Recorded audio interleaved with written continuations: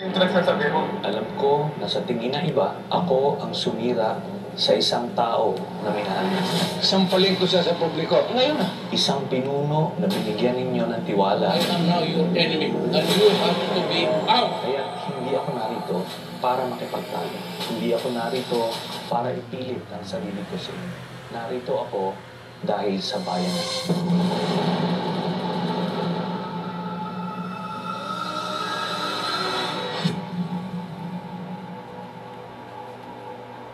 Ilang beses kong tinaya ang buhay ko para mapatunayan ko ang pagmamahal ko sa ating bansa. July 27, 2003, unang nakilala si Lieutenant Senior Grade Antonio Trillanes IV. Isa siya sa mga leader na mahigit 300 sundalo ng grupong Martalo na sumugod sa Makati. Pangyayaring tumatak sa kasaysayan at tinawag na Oakwood Mutiny. Ang hiling ko sa inyo ngayong oras na ito ay buksan nyo lang ang isipan ninyo. Hindi ko kayo pipiliting maniwala, pero gusto kong sabihin ito sa inyo. Baka sakaling magbukas ang isip mo. Dahil ang pagmamahal sa bayan, hindi mo pwedeng daanin sa kwentuhan, sa pagpapatawa, sa pagmumura.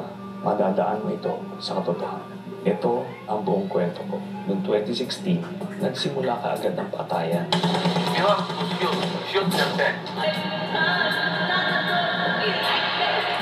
Kami noon sa Senado, sa oposisyon, iniisip namin ano ito nangyayari. Hihinto ba ito?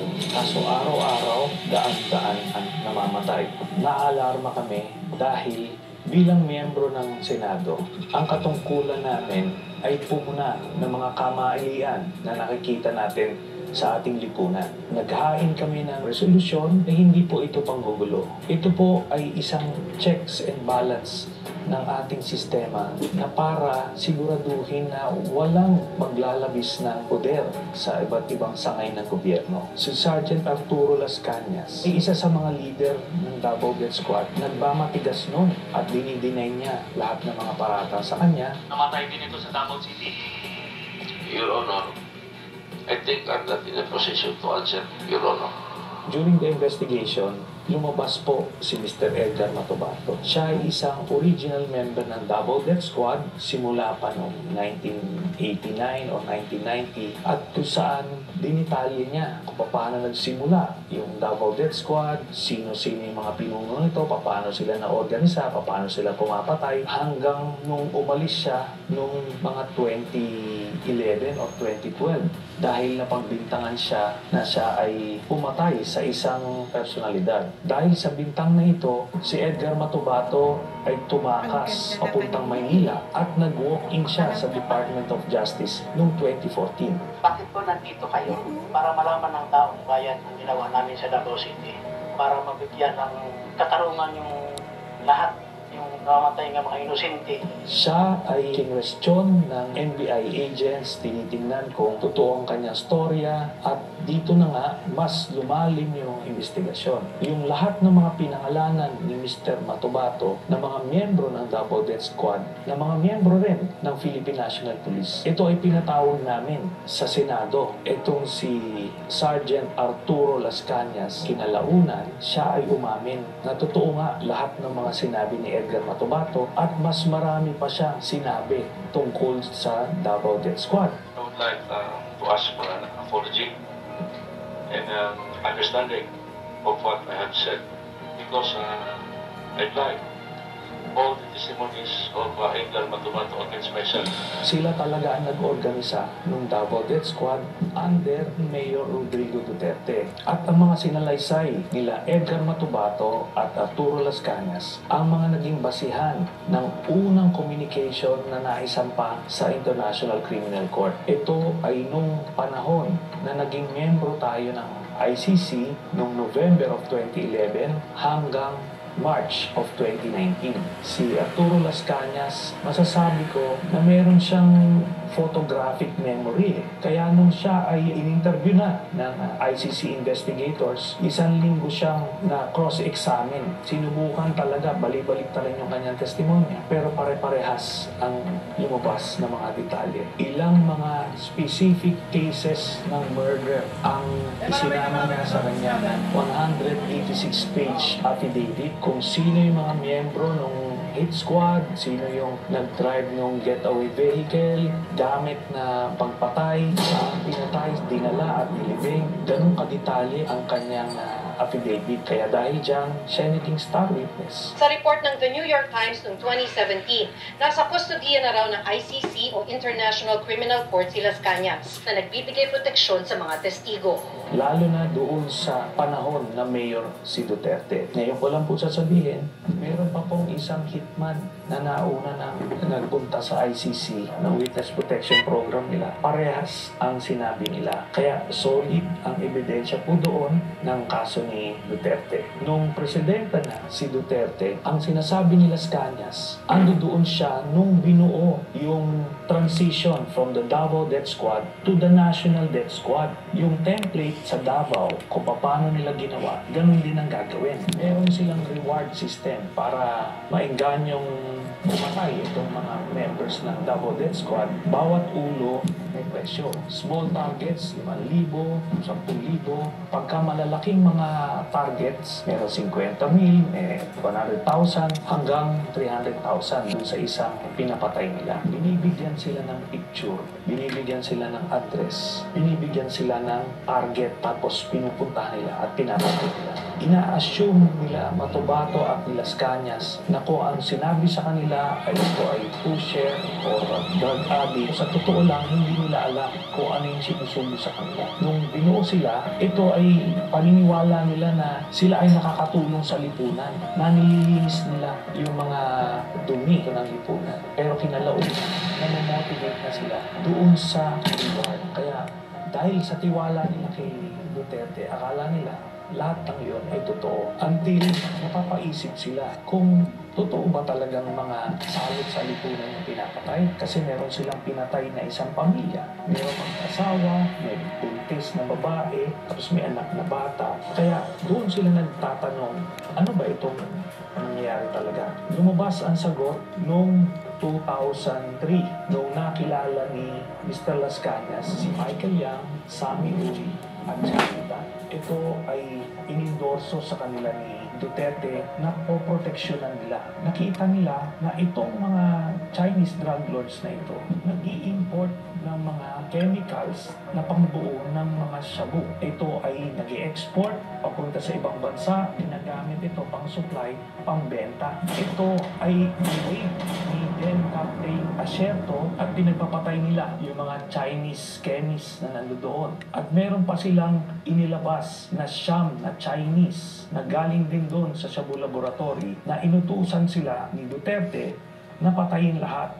Mr. President, you ordered the killing of Mr. Alan C. along with the 10 other companions. That is not true. That is a job of the police.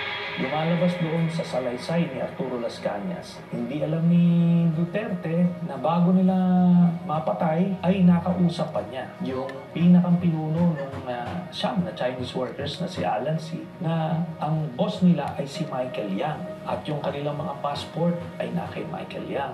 Another important observation, Mr. President, Alan C. said that his passport was taken by the operatives, while the 10 others, ang sabi po nila, hawak ng employer nila. And the employer was named as Michael Yang. What can you say about this? Nothing to do with it. Wala akong pakialam dyan. Yun na nga ang lumalabas na pinoproteksyonan na sikreto ni Duterte ang involvement niya sa isang drug lord sa Davao. Noong 2016, nung naging presidente, si dating Pangulong Rodrigo Duterte, isa sa mga unang appointees niya ay si Michael Yang bilang economic advisor. Kaya dito, magtataka tayo, bakit isang Chinese citizen ay gagawing economic advisor ng isang presidente. Kinalaunan, nakita namin kung bakit niya ito ginawa para masabi niya sa buong burokrasya, sa AFP, PNP, PDEA, na protektado niya ito, tao niya ito, si Michael Yang. Noong 2017, ito na ngayon si Colonel Asierto. Siya yung Captain Asierto na nag-raid noong 2004 dun sa Shabu Laboratory sa Davao City. Binalikan niya itong kanyang asset na nagbigay sa kanya ng info tungkol dun sa Shabu Laboratory na yun at sinabi na si Michael Yang, isa rin sa nasa likod dun sa Shabu Laboratory doon. So ibig sabihin, itong economic advisor ni Duterte, isang drug lord. Nung panahon na yon, hindi alam ni Colonel Acerto ang ugnayan ni Michael Yang at ni Duterte, kaya gumawa siya ng report. Nais niyang impormahan ang iba't ibang ahensya na ang malapit na advisor ni Duterte ay isang drug lord at baka hindi ito alam ni dating Pangulong Duterte. Kinalaunan, nung nalaman ni Duterte yung report ni Colonel Acerto, binaliktad niya. Nasangkot sa illegal na droga ang palapit na kaibigan ng Pangulo na si Presidential Economic Advisor Michael Yang. Tinukoy ni Acerto si Yang at isang Alan Lim na nasa likod ng na-discovery nilang malaking Shabu Laboratory sa Davao noong 2004. Sabihin mo yung Michael Yang lalabas ni Acerto. Yan, totoo. Humingi ng tulong si Acerto sa isang religious group dahil may plano umanong ipaligpit siya sa halagang 15 milyong piso. Si Colonel Acerto ngayon ang pinagbintangan na isang drug lord at siya ay pinapapatay sa publiko. Sa takot ni Colonel Acerto, siya ay nagtago hanggang ngayon. Siya na rin ay isa sa mga testigo sa International Criminal Court. Sa madaling salita, habang pinapamuka ni dating Pangulong Rodrigo Duterte ang mga pagpatay sa iba't ibang pushers, dealers, yung mga Chinese chemists na galing sa ibang triad na nasa loob ng kulungan, na ito ay naisalaysay dun sa Quad Committee hearings. Nasa likod pala nito ay i-import nila ang mga shabu sa pamamagitan ni Michael Yang, Charlie Tan at Sammy Uy. Ito ay dinadaan sa customs para makontrol nila ang supply galing sa ibang bansa. Merong isang beses yung sa magnetic lifters, nakita na mismo ng mga K9 positive na merong shabu, pero at binabaliwala ni Duterte at ina-arbor kung sino man. They were assuming that for those metal magnetic content, so the boreal, there was nothing there. It was pure speculation. Ayon sa PDEA, naabutan nilang butas at walang laman ng lifters dahil ay pusulit ng droga palabas ng warehouse. Kaya ni isang drug lord ay walang nakasuhan dun sa mga tonelagang mga na-import na shabu. Ang nagpapasilitate nito lahat, una-una si Pulong Duterte, ang kanyang son-in-law na si Vance Carpio, ang Customs Commissioner ni Canor Faeldon, at iba pang mga personalidad na nakadikit kay Duterte mismo. Ang nangyari ngayon, ang mga hindi kasama dun sa kanyang sindikato, ito yung mga pinapatay. Kaya akala nung mga kababayan natin na talagang may nangyayaring patayan ng mga involved sa illegal drugs. Hindi totoo ang war on drugs. Ito ay ginawa lang ni Duterte para panglihis dun sa intention niya na i-monopolize or i-control ang drug trade dito sa bansa. Kung may totoo lang maski isa, I will hang myself in front of you. You can summon, I will sign a waiver, all banks. Will the former president be okay that if we draft the waiver now instead of tomorrow? Will you be fine with that, Mr. President? Anong kapalit, sir? Hindi. Sampalin ko siya sa publiko. Hindi, wala naman. Hindi, ngayon na. Lulo mo Isa sa na-discover namin na mga impormasyon, ito ay naibigay sa akin noong 2016 ay yung bank accounts ni Duterte at ng kanyang pamilya. At ang nilalaman nito ay nakakagulat. Nakita namin na daang-daang milyon ang pumapasok sa mga accounts ni Duterte.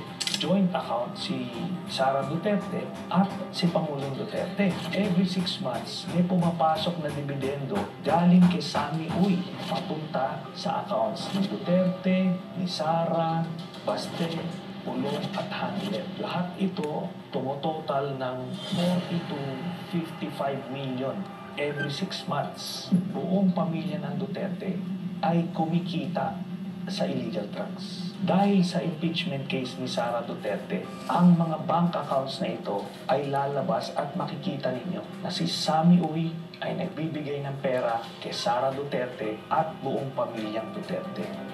Ang buong paniniwala natin na si Duterte ang pinakang galit sa illegal na droga. Pero ang katotohanan, siya pala ang may pinakamalaking drug cartel dito sa Pilipinas. Ito pong mga impormasyon na to ay nakalap namin. Hindi po ito gawa-gawa at nakita natin ito ay nasuportahan ng kaso mismo ng International Criminal Court. Hindi magsisimula ang kaso ng ICC kung yan po ay gawa-gawa lang.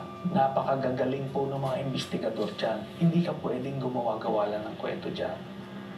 Hindi lang droga ang kinasangkutan ng sindikato ni Duterte. Nandiyan na yung Pharmally at yung iba't ibang pinagkakitaan nung COVID. Isama na rito yung Sinovac na vaccine na tinumuan nila ng 2,000 piso bawat isang vial at umorder sila ng 50 million vials. Sa madaling salita, 100 billion pesos ang kinita sa isang transaksyon na ito. Ito rin ang dahilan kung bakit pinigilan nila ang pagpasok ng Pfizer at Moderna at inuna nila yung pinakamahinang klaseng vaccine para sa mga Pilipino. Nandiyan na rin yung mga mask, personal protective equipment, yung face shield, yung mga ventilators, yung mga rapid test, yung RT-PCR at iba pang mga gamit nun. Yung inaakala ninyo na natulungan kayo noong panahon ng pandemic, ang totoo nito ay pinagkakitaan pa tayo. Ang sindikato ni Duterte rin ang nagpasok ng mga pogo sa Pilipinas. Itong pogo ay naging pugad ng iba't ibang krimen. Human trafficking, cyber pornography, money laundering at iba pa. Na-discover na dito sa mga Quadcom hearings na lumabas yung mga pangalan nila Alice Guo at iba pa. Makikita natin dito si Michael Yang ay kasama sa Pharmally, kasama rin siya sa Pogo at kasama siya sa drug cartel. Sa makatuwid, ang pinaglingkuran ni Duterte ay hindi Pilipino, hindi kayo, kung hindi si Michael Yang ng China. Sa mga nagsasabi na ang lahat ng mga nangyaring ito ay isang political na away between Marcos at Duterte. 2017 pa lang ay final ko na ang kaso. Wala pa po sa pwesto si President Marcos. Halos 8 taon na inimbestigahan ito ng ICC. Nabunga lang ito ngayong panahon na presidente si President Marcos. Hindi po ito panggigipit kay Duterte, kundi isa po itong katunayan na mayroong hustisya sa mundo. Kaya patuloy ko pa rin itataya ang buhay ko para sa inyo. Dahil alam ko, punong-puno tayo ng pangarap na gusto nating magbago ang bansa natin. Kaso nga lang walang tumatayo, walang nakikipaglaban, at walang totoong nagmamahal. Masakit man tanggapin, Pilipino tayo, pero binababoy tayo. Kaya ko ito pinaglaban. Na kahit itaya ko ang buhay ko, hindi ko tatalikuran ang pinangako sa inyo.